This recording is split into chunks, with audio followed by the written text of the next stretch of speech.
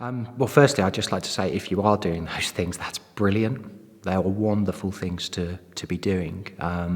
We need to be out as much as we can in the community, being that salt and light.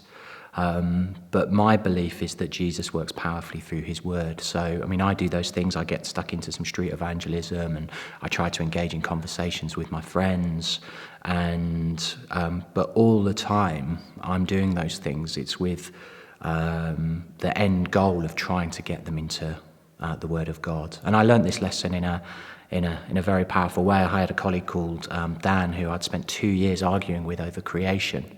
And after 2 years in frustration of getting nowhere, and I tried everything, cuddling him, shouting at him, taking him out, getting alongside him. We got nowhere. So in frustration, I said, look, Dan, we're getting nowhere. Why don't we take a look at the Bible together? And he kind of said yes. And then I really started to panic because I'd never looked at the Bible with anyone before. I thought, what on earth am I going to do? But I knew from my church that there was these books called The Word 1-to-1 that took somebody through a gospel. So I picked them up and I didn't look at them. And I turned up in Pret and I met him and ran the worst 1-to-1 ever. I dryly just read through the notes and he said one thing. Jesus has always existed. And I was in full-on panic mode. Has Jesus always existed? I'm not quite sure. Sounds about right. I kind of nodded and said, yeah, I think that's right. And he went his way at the end, I went mine. And when we met the next week, he came back with all his lights turned on. It had taken God 5 verses and 5 minutes for something that I'd been trying for 2 years to do.